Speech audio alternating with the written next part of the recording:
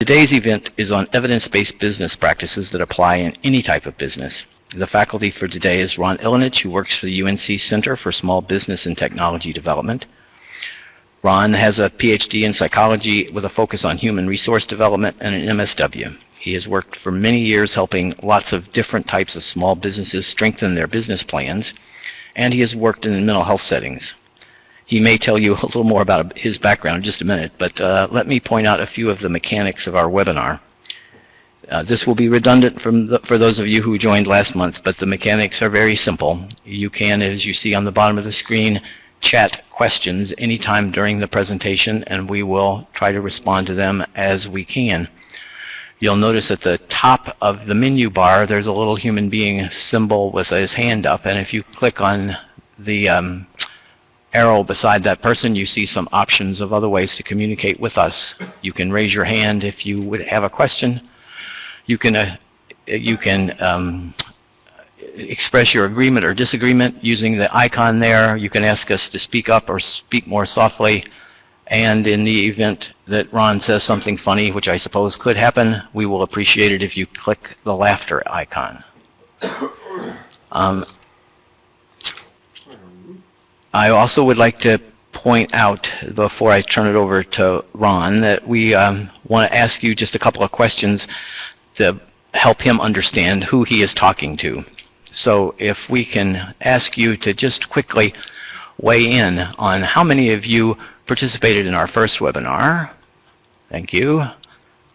We're interested, as we were last time, in the size of your agency and your role, whether it's administrative, financial, clinical, or both.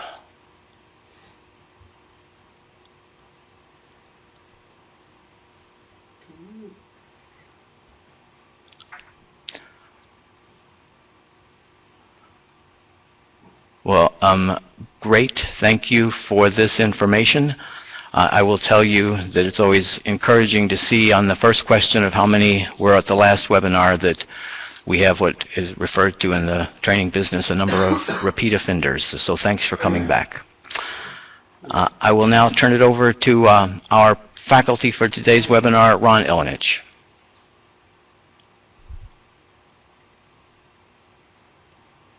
All right. Good morning, all. This is Ron Ilinich. I am very happy to be here with you again today. For those of you who were with us round one, and welcome to the new folks. You have courage. I want to tell you that we have a purpose today, and that is to drill down a bit into 4 key business concepts. There were many we could have chosen. We've chosen 4 today, and we're going to spend a little time with each. It will serve you well if you have a piece of paper and something to write with, because I'm going to ask you to do a couple things in the course of this. And finally, towards the end of our time together today, I'm going to share with you a few resources and a little bit of preview of coming attractions for the 3rd and final webinar coming up.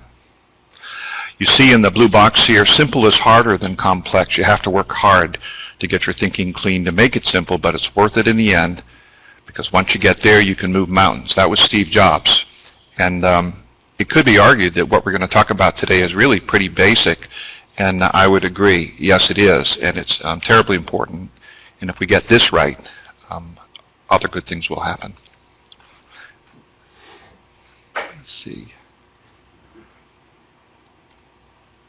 So my 4 key business questions for you right now are these. I would ask you, who do you serve? Who do you serve and who pays you? And that could be the market of individuals and families that you work with, but also the stakeholders. And it's likely one of those stakeholders is your payor. So we want to get really good at answering this question for ourselves. Exactly who is it we're here for? And who is it that's paying the bill? Second question, what do you offer? In business terms, we might describe this as product and service mix. I think most of us are in a service business in behavioral health, but what is it you offer? And do you have the right constellation, the right mix of products and services? And will that mix change? Should it change, expand, or get more focused in the future? A third key business question, why Are you a better choice than your competition? This gets to the issue, of course, of competitive advantage or differentiation. How do you set yourself apart? We'll add a word later, sustainable competitive advantage, and there's a reason for that. Fourth question, how do you get the word out? You can be the very best, but if people don't know about you or know how to access you, it's not going to work out so well. And this is marketing, of course. What is your plan?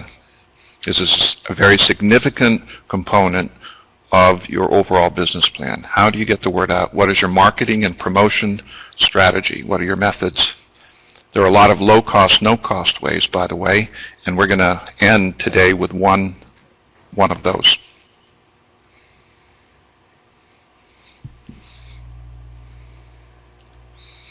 Concept number one, know your customers and stakeholders. We're talking about end users, the people who benefit directly from your service. We're talking about families, circles of support, collaborators, other agencies, people and organizations with whom you have strategic alliances. I think we could agree that the community, the surrounding community to where you locate your facilities and your clinics, the community is a stakeholder. And then, of course, there's the funders, the payors. For the end users, we're going to want to collect some data, and I'm sure you have this. You have demographics, use patterns, histories. You need to have the customer, client, consumer profile. For the families of support, of course, contact information, how can they help, etc. For collaborators and strategic alliances, what kind of coverage do they provide? Who are your contacts there? And I would add from the last session, how do they measure success? If you know how your strategic alliance partners measure success, you'll be a better partner. For the community, you want to be proactive, of course, rather than reactive. That is, you need to have community relationships, especially if you need their permission to locate a facility in town, etc. And there's an education component here, ongoing with the community. For funders and payers, there's going to be great value, I think, in having considerable clarity about their expectations, how they measure success, and why they chose you. So let's think about this stakeholder group for a minute, not necessarily your end users. There are many methods and models and options out there for how you can do some good stakeholder analysis. I'm sure you're familiar with some of these. I'm going to show you two here for just a little bit. This is a simple 2x2 matrix. It's a little out of focus. It's available in many different formats, but the gist of it is this. Imagine that you identified 10 or 12 key stakeholders. They could be organizations, they could be individuals. This model suggests that you can benefit your strategic position by giving some consideration to these individuals or these organizations, both in terms of their power and also the level of interest they have in your operations. If you have someone who has a lot of power, let's assume it's a payor, but you are ancillary to their primary businesses, it's important to keep them satisfied, keep them sufficiently informed. If you have someone that has high power and high interest, and is probably paying you a lot of money, you want to be engaged very closely with them. You want to understand what matters to them, be actively involved. Some people you just want to keep informed. The benefit to this model is that you can start to become strategic in ways that are efficient. You give a certain level of attention and amount of time and effort to people differentially. And I think that's wise. That's not unfair. It's wise. It's you taking care of your business and enhancing those relationships which are of most importance. I wonder if any of you have taken the time to plot out, to locate where you would put some of those key players on this 2x2 matrix. Let's move to another model, and I trust that some of you are fairly familiar with this. This goes by several names. I would call it the lotus diagram. It's also known as the ripple technique. And if you go to that box in the very center of all the boxes, you could put stakeholder analysis right there. You could also use this incidentally for any number of particular issues. It could be customer service. It could be new services that you're considering offering. But let's stay with stakeholder analysis. That's in the very center. For the boxes surrounding that, I would suggest you could identify who are the finance people that are your stakeholders, again, the payors. Who are your end users, individuals, families, whomever. Who are the community people that have an investment in what you're doing and could either help you a great deal or possibly make it more difficult. So you populate the outer ring of boxes with stakeholders that you think of in different categories. Let's say A was the finance group, the people who send you money. We would move their name to the center of the box in the top left. And we would start to break it down. Who among them are the individuals that you need to know and keep up a certain amount of communication? Or who is it you work with in terms of protocols or reporting mechanisms? You can build this out ad infinitum, so you could take the person who needs to get a report from you once a month on the outcomes you've achieved, for example, and you would build a new box in the far upper left for that individual or that office. And you can build this out, again, as detailed as you wish, but this is a good way, one good way, in one visual field to start to map it out, to see who's really important, critically important to your operation. You would do the same, I would hope, or you might, for your community involvement, for other aspects of your business. You might have vendors or suppliers, people that you get things from. You could start to organize who they are and what your approach is to them. I would suggest to you that for every one of your key stakeholders, if they're really a critical stakeholder important to you, that it's worth having a strategy for the best way to engage them, be involved with them, maintain the relationship, and make sure that it's really what we are all striving for, and usually that's a win-win relationship. Let's move on. Key concept number 2, today we're going to call product service mix. You want to be very clear, of course, about what your products and services are. As no surprise, this will be a separate section within your business plan as well.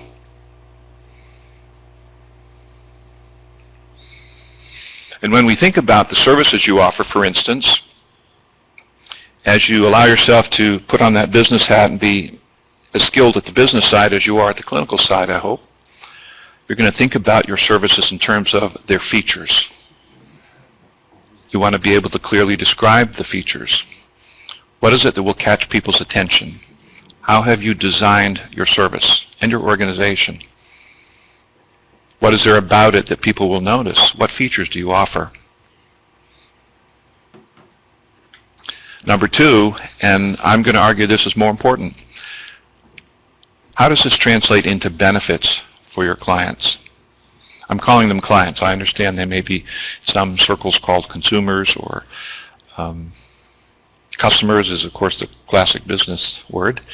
But what is their experience? So, for instance, let's say I have a pizza delivery service. My feature is I will get that pizza to you in 10 minutes, guaranteed 10-minute delivery. Well, how that translates into a benefit is the clients will save time. And it's usually the benefits, it's their experience that has a lot to do with whether or not they choose you or choose you again. Finally, as we touched upon briefly last time, the world's changing, and we need to make the connection anytime we have the opportunity now between what we're offering and the actual outcomes that is our target, is our goal. So we want our clients to have a good experience. We're all about health, but we're looking at outcomes that the payer has some pretty clear ideas about. Perhaps it's fewer days in the hospital. Maybe it's more days of independent living. Maybe it's fewer critical incidents. But more and more, the world of behavioral health, as we see it, is shifting towards us being compensated for achieving outcomes, being entrusted with a population, or if you will, certain problems, and producing a prescribed set of results. Not easy to do. I want to give you a business example for this product service mix. There is an organization, it actually started here at the university. It's a social entrepreneurship business. That is, this business has goals, but the goals are not necessarily to make money, although they do want to make money in order to expand their services.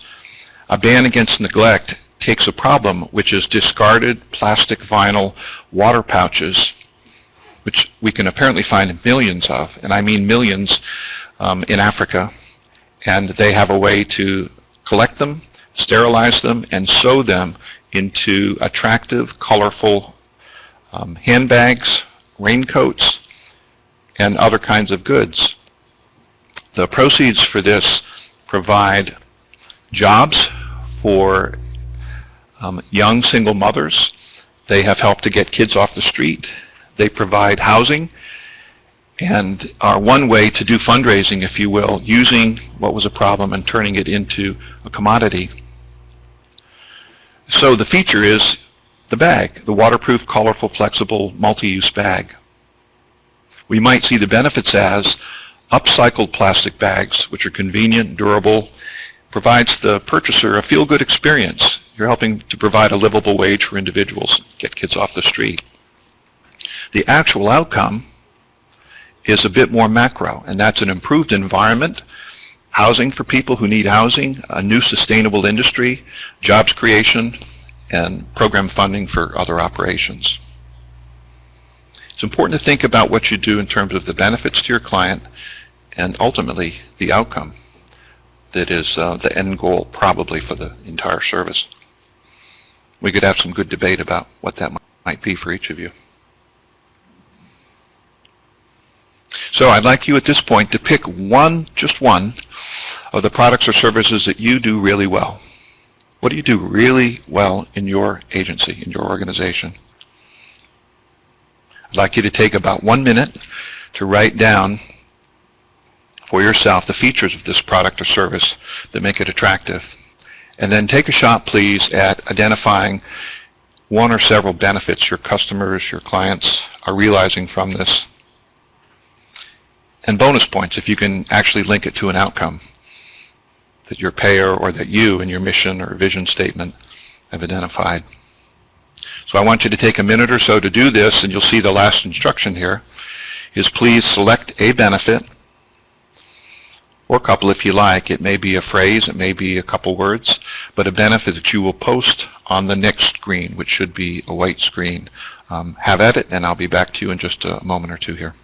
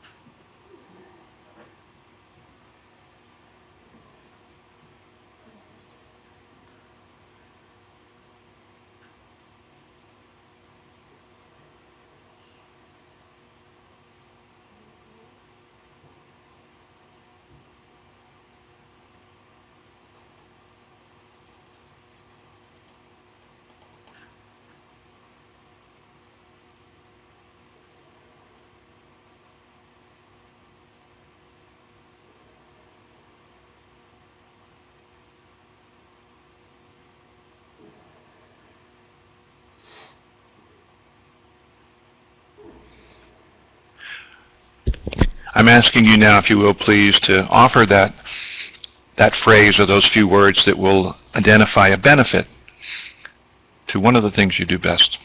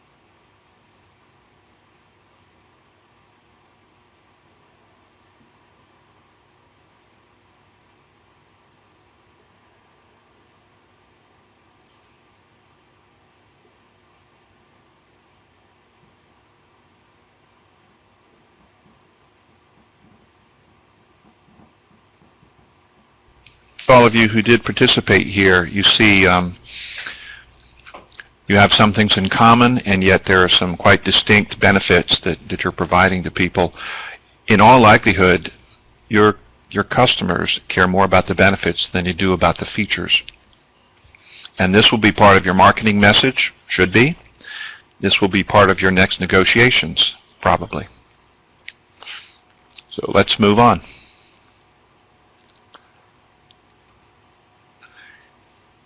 Key concept number 3, sustainable competitive advantage. Jack Welch said, if you don't have a competitive advantage, don't compete. I've defined this as the process of knowing your expertise, knowing your competition, and knowing the things of value that set you apart.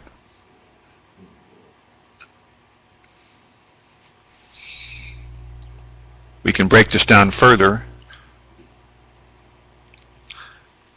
to say, be clear about how you've positioned yourself. In other words, why should people choose you?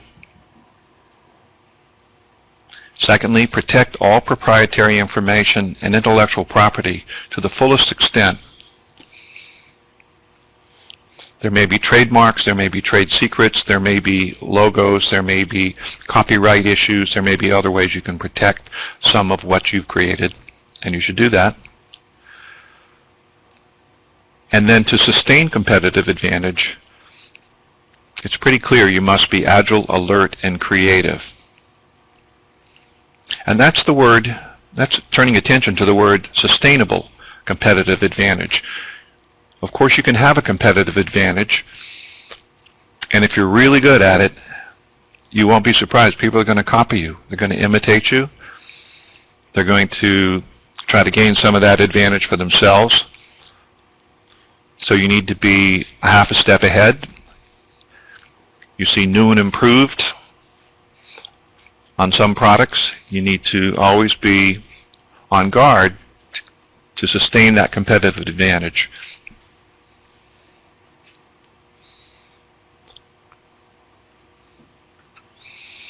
What is your competitive advantage? There may be competitive advantages and differentiators that you have going for you that are not here, but I've thrown a dozen or so up here on the screen. I wonder if some of you compete on price. Somebody's already mentioned one-stop shop. You bundle your services in a way that's very attractive, probably efficient, probably convenient, and probably challenging for you to manage and staff. Some of you will stake your claim on being outcomes driven. Those people, by the way, are going to have a good future, because that is where it seems to all be heading. You might have made it very clear to people already that your operation is about quality. Maybe you handle customer service better than the other guys. And who are your customers again? They're family members, it's the community, it's your payor, it's the individuals who entrust themselves to you. Your reputation may be your claim to fame, and of course you've got to always be safeguarding that. Is it location? Are you the convenient ones, the ones who have thought about how accessible you're going to make your services and ease of use? Are you the more professional operation in town? They have some choices, but people come to you because they can trust and count on that professionalism. It may be something along the lines even of confidentiality, and are we not all bound by very important principles of confidentiality? Yet some people do it better than others, or some people emphasize it and give people that reassurance. Maybe you're simply very reliable.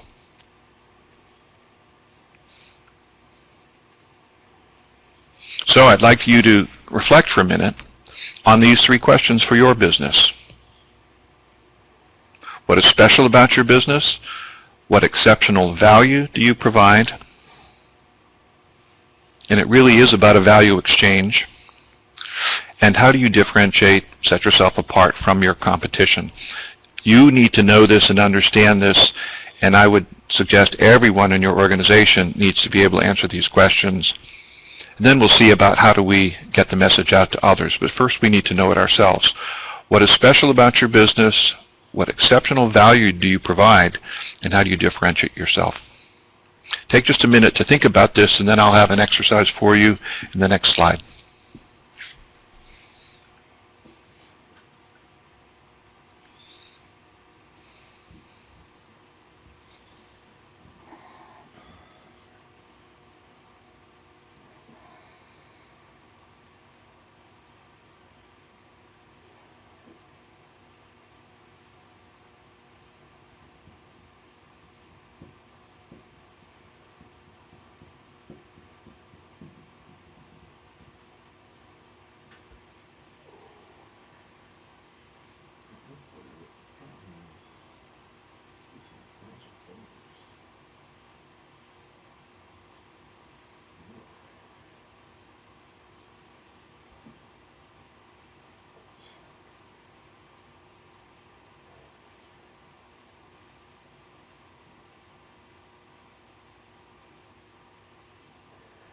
There we go. Okay, next slide. I want to ask you to use the chat feature to provide a short explanation for why people should choose you.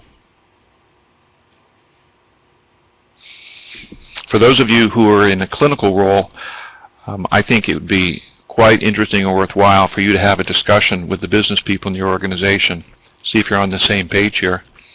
For those of you who wear the financial or business hat or administrative, conversely, it might be good to sit down with your clinical director or clinicians and have a discussion about this.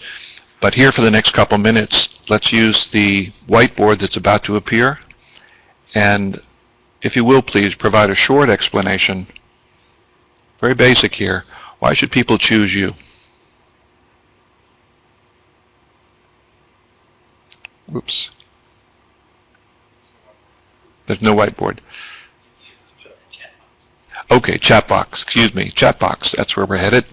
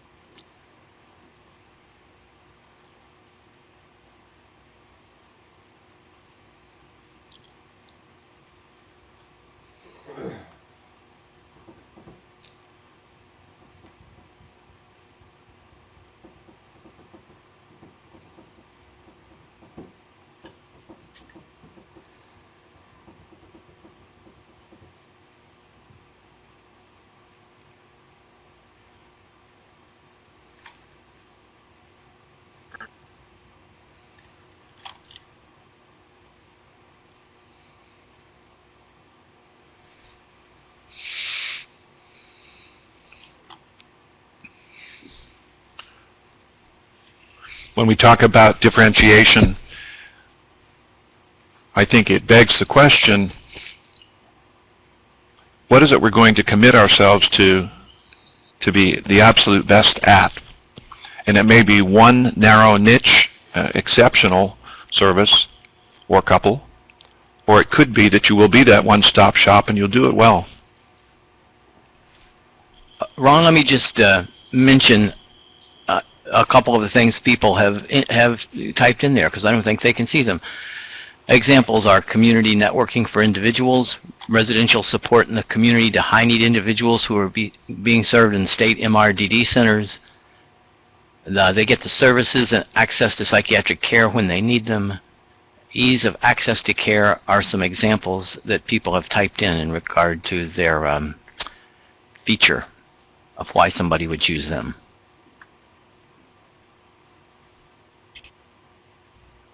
Excellent examples, and more coming here, I see. I was driving down the highway not so long ago, and I saw a van and a beautifully painted mural on the side, and it said, "We specialize in," and it listed about 27 different things. And it occurred to me that I don't think you can specialize in 27 things. You have to decide what your product and service mix will be, and it doesn't have to be extensive necessarily. You just have to be exceptionally good at whatever it is you commit yourself to. Our last item offered here is stability of qualified long-term staff, person-centered, driven organization. We ensure 90 people in our services are happily employed. So these are getting to some very measurable and concrete outcomes, which I think would argue well for your continued success. Ease of referral, experienced staff, cost-free ancillary services. I like that cost-free stuff. I've never experienced it. Let me see. Let's move on. Key concept number 4, and this is the last one of the day, is in the whole realm of marketing. When I've been asked by people from time to time, well, really, what is marketing? How do you wrap your hands around it? How would you define it? I would say, to make it simple, it's getting the right message to the right people at the right time. And I would say now maybe also in the right way. These are the days of social media marketing, companion marketing, where you work with another business, you help them, they help you. There are many ways to get this done today. But I think quite straightforwardly and simply, marketing is getting the right message to the right people at the right time, the right way. So I would ask you this, what is your message? What's the message you want to get out? You want people to know. And for you, who are the right people? And what are your methods for doing this? When do you find them? And where do you find them?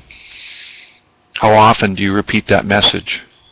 What medium do you use?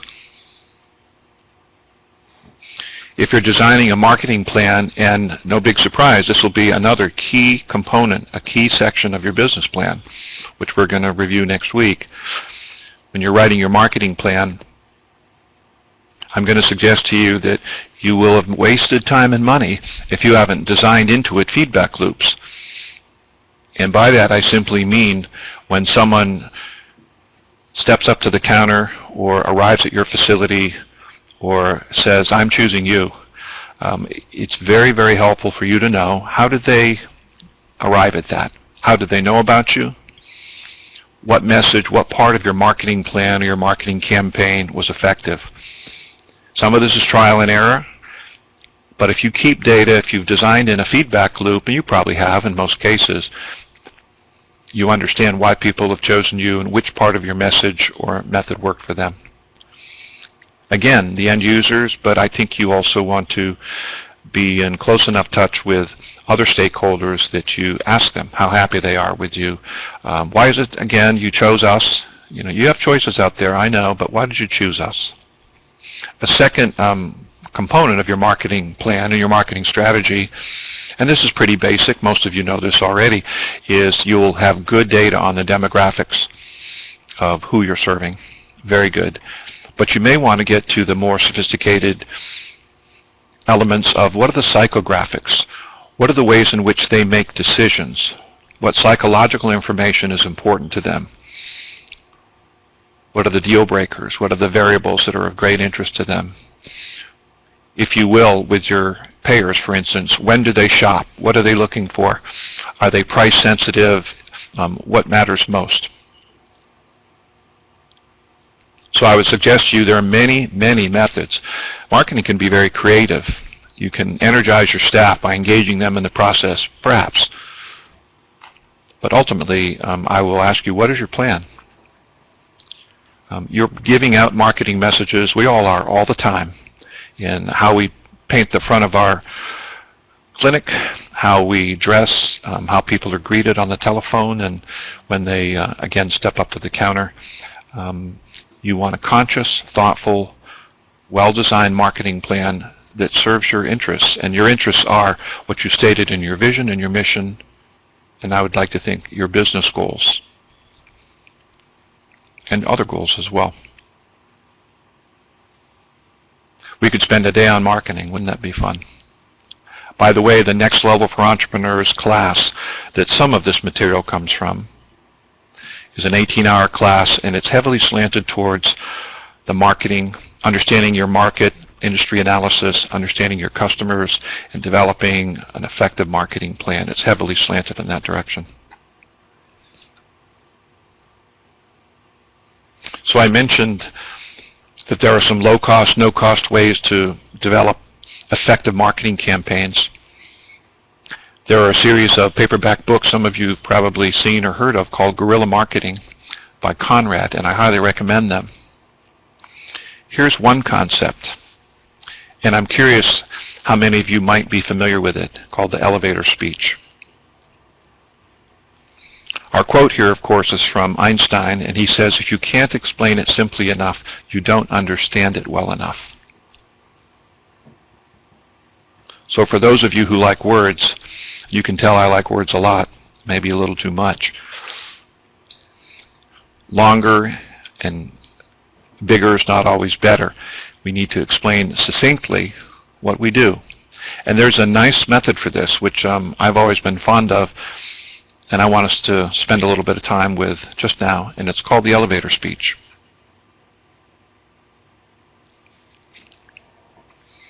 So for those of you not already familiar with this concept, here's what it is. For those who are, please bear with.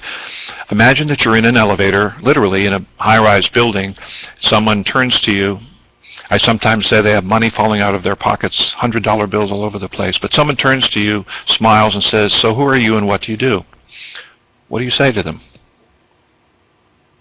Well, if you know the concept of the elevator speech, you have been perfectly set up to do a very effective, succinct job of marketing your organization and your services. We could argue that it's 60 seconds or 30 or 90 seconds, but it's a brief amount of time. It's the amount of time from when the elevator door closes to where it opens, and that individual is probably going to walk off. And I've broken down the elevator speech, that is your answer to them, into these 4 steps. First is the hook, which we'll get to. Second is a very brief description of a problem. Third is your solution to the problem. And finally, offering them a next step. I would pose the question as we do this, how many people do you have in your organization? Is it a clinic of 6? Are there 200 of you?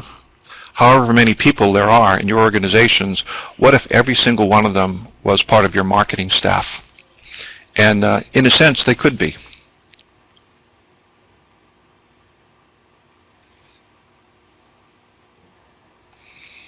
So the hook is the emotional hook or the slightly clever response. And I want to give you a couple examples. Obviously, we want to be respectful of people and of their issues and the very sensitive work we do. So I do not mean to be cavalier about this, though the examples I'm going to give you come from other kinds of businesses. If someone, in fact, someone said to a former client of mine, so who are you and what do you do? And he said, well, I'm an accountant. And the level of excitement did not skyrocket in that elevator. Instead, they said, oh, an accountant. And another way he, or let's say she, might have handled that is to say, Who am I and what do I do? I'm John, and I keep people out of jail, particularly around April 15th. They will turn and look at you, and they'll say, "Excuse me?" And you say, "Actually, I'm a CPA, and I'm very busy, around April, as you can imagine." And in fact, and then you go on to parts 2, 3, and 4. Another way that might be a little closer to home for you is, let's say someone on your staff is a registered dietitian.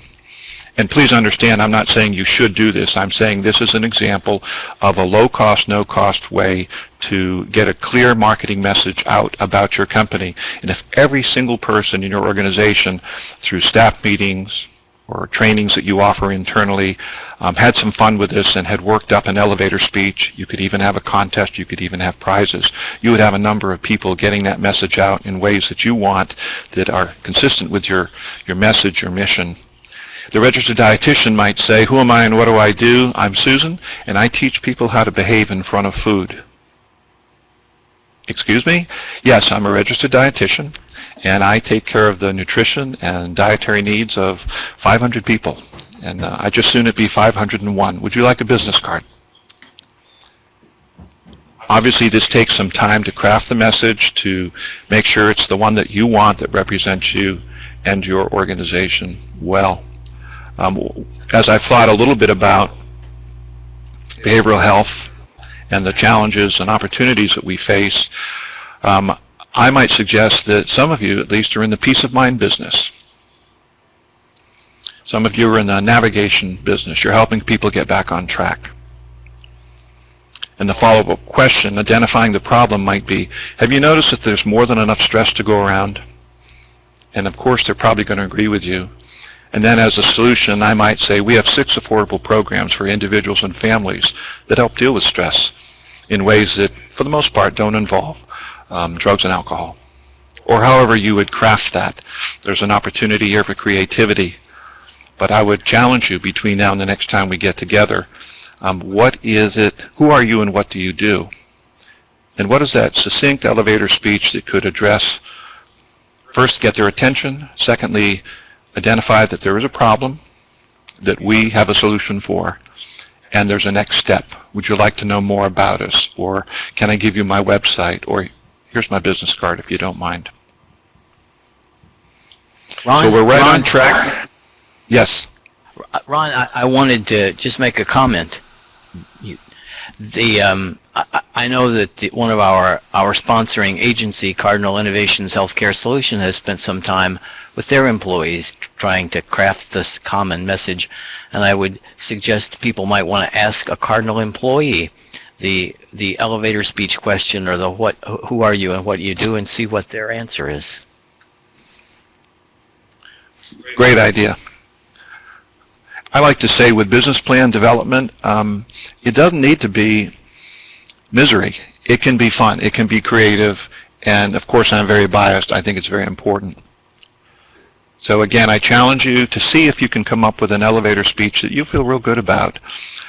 This is a different way to run a staff meeting, is to take a few minutes and to say, today perhaps we're going to develop an elevator speech. And I have no idea whether most of your staff will know this already or it'll be brand new, but certainly we can talk more about this.